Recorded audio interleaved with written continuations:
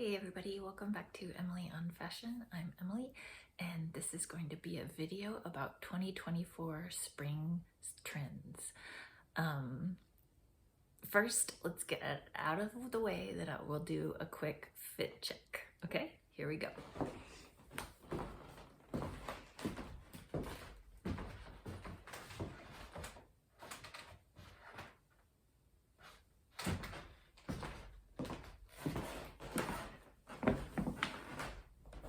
Okay, so as you can see, I'm wearing a sweater over a long top that goes quite down to my hips, and then a mini skirt, and then warm partially cashmere tights and Mary Jane's.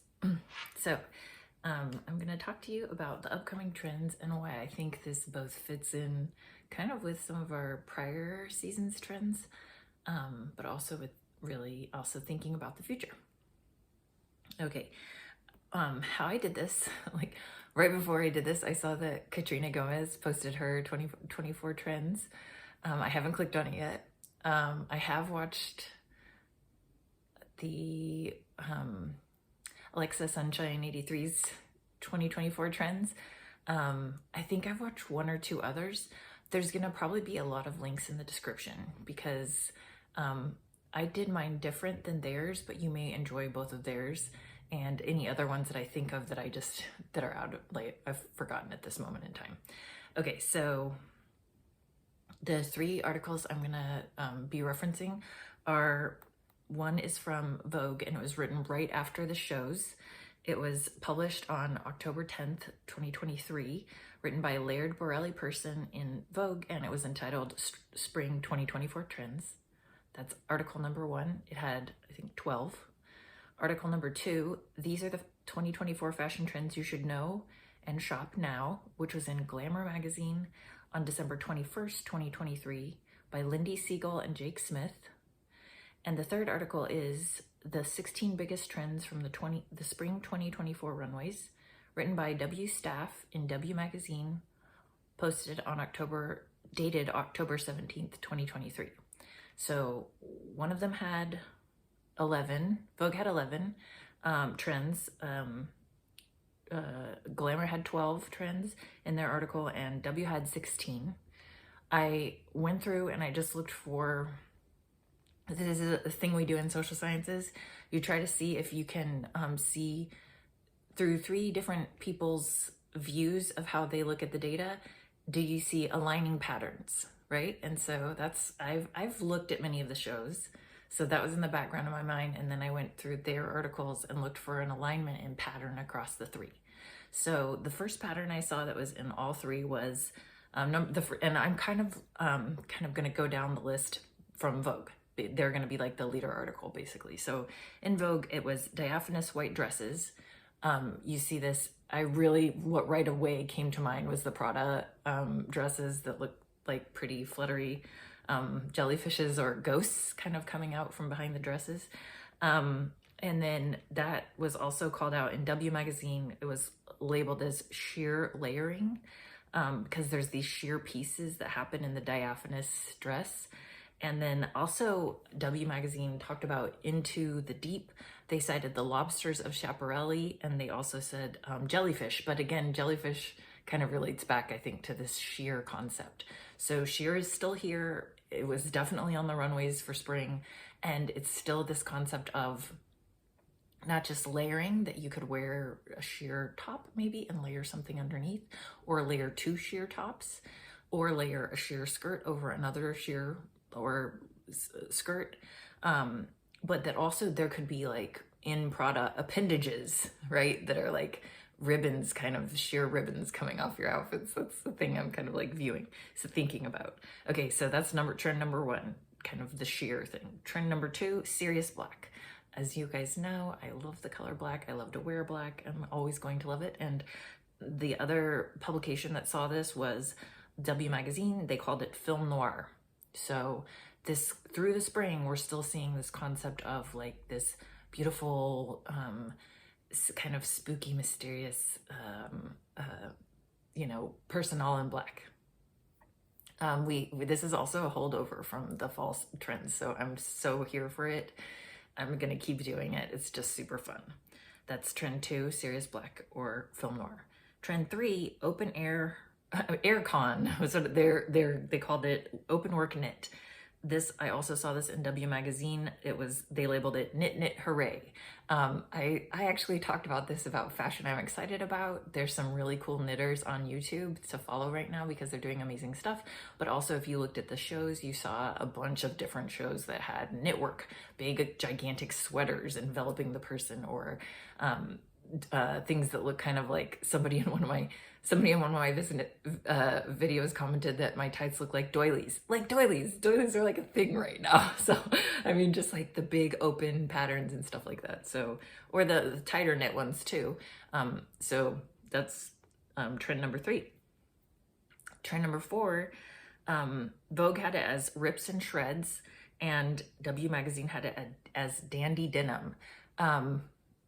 There's different ways to see this, but this makes me think of the Diesel show, but just like how there's just all this denim there is making a like spring appearance. Some of it will be ripped and shredded, some of it will not be. It'll be more like a full denim suit, but you can just expect to see denim ongoing. That's trend number 4. And trend number 5, I clustered a bunch under this because Vogue had 2 that kind of referenced around this. W Magazine had one that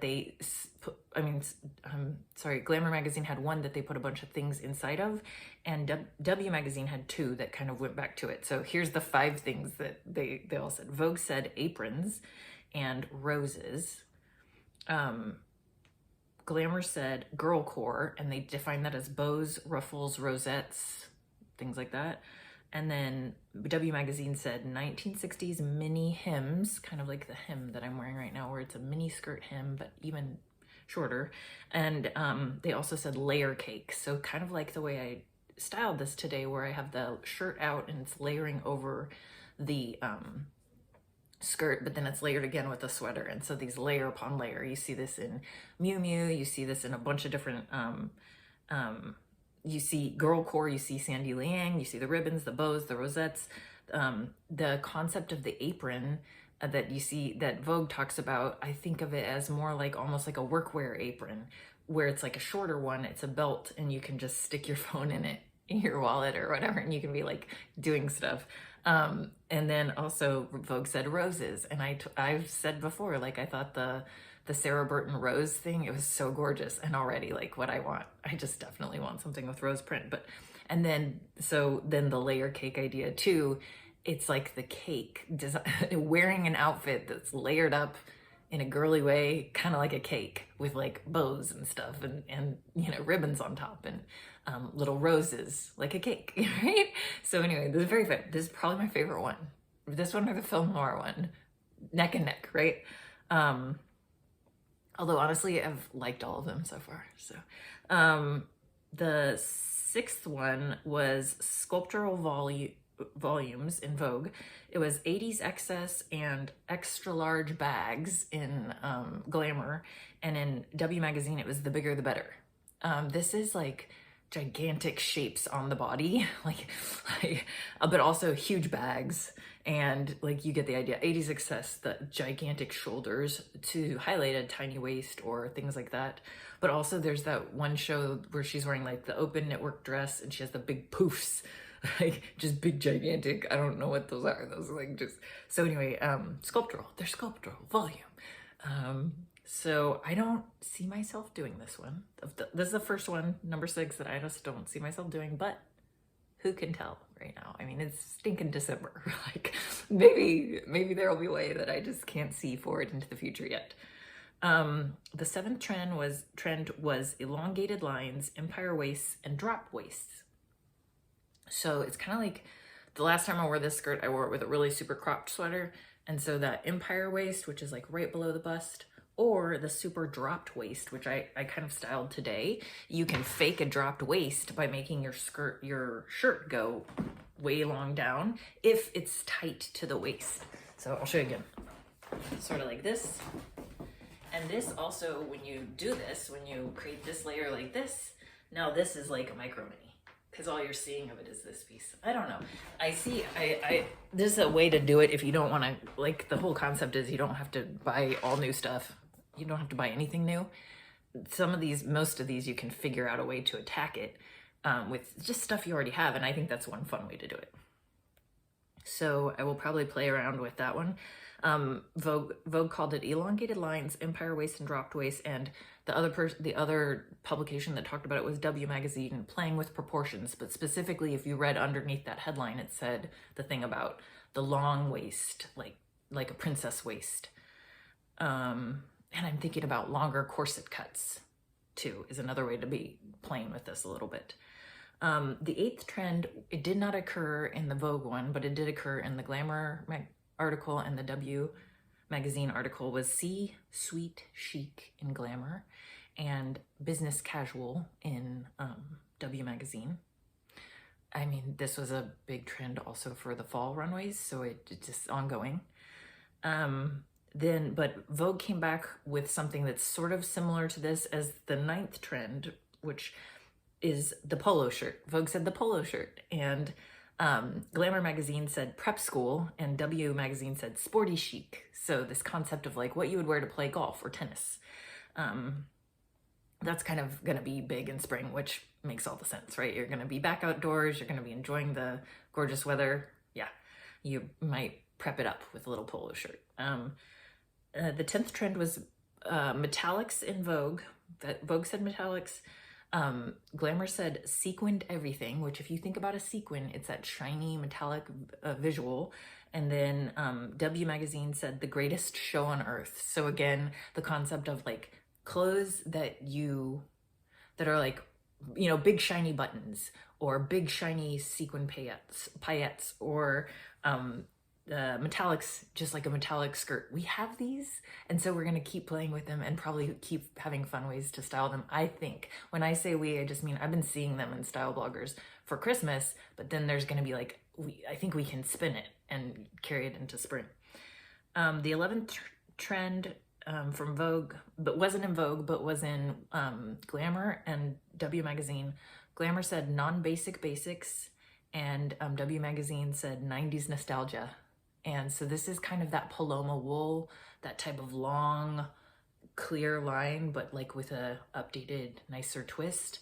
Think the Carolyn Bessette Kennedy stuff that we've been seeing a lot, like this very sleek, long proportions along as a separate trend from the mini proportions. And then the 12th one that was only in Glamour Magazine and W Magazine. Glamour said shades of green and W Magazine said butterbell. So Glamour saw this new green, and I'm going to post in the description a video on just the greens that were on the runways that this wonderful woman, MM Style, does. And she does like a study of all the colors that were on the runways. And but that butter yellow that we saw during the fall, it's still here too. So still some yellow is still hanging around, and I think these pair, right? The yellow and the green. I talked about this last week, but I had these big, rich, saturated colors. I think for spring they're going to be the quieter colors and the more pastel-y colors, and you can see it in the videos that I'll post. And then the link to other people's videos. And then there was a bunch that were miscellaneous that only one publication mentioned. So Vogue had feathery touches, but the other ones didn't have that. So feathers. Glamour Magazine had kitten heels, and that wasn't really referenced in the other ones, although you could argue that maybe in the 60s mini hem, I don't know. It's just kitten heels. And then, but I'm not saying they weren't on the runways. I'm saying to the extent that they would constitute like a full trend, we'll see. But I think it's nice to call it out because they were on the runways and people are still loving them. So there you go. It is a trend in that way. And then because the W Magazine list was longer, it had 16 items. There were several that I couldn't match to the other two lists. So on the fringe, kind of like feathers, kind of like bows, but fringe. And actually, when I watched the shows, I saw a lot of fringe. I just watched them online, but I saw like fringe was a big thing. It was done quite differently. We often think of fringe as like hanging from a shirt. It wasn't like that at all. It was like full skirts of fringe. You probably saw it too. Dresses of fringe. W Magazine also had traveling wardrobe. There's a couple that were like that. Tumble Dry was another one, and Out of This World was another one that I think those were all present. It just wasn't present to the extent that you saw them appearing in the other lists so very much. Although your take may vary, you may see it differently.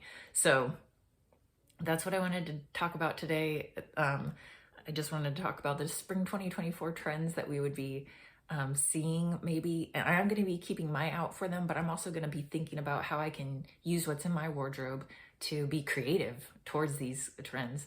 And then I'm also going to be paying attention to what other people say, because as you can hear from my reference points, I tend to reference the runway shows, but there's a lot of other things that create fashion. There's Pinterest, there's what we see our friends doing on different social media websites. There's what we see when we go out into the, just go shopping and stuff like that, into the world. So, I'm not, this is not like the end of it. This is the beginning, and I'm just excited because this is some of the stuff that I anticipate we'll be seeing kind of as themes going into 2024. So with that, I'll end it here. I hope you have a wonderful day, and I'll see you next time. Bye.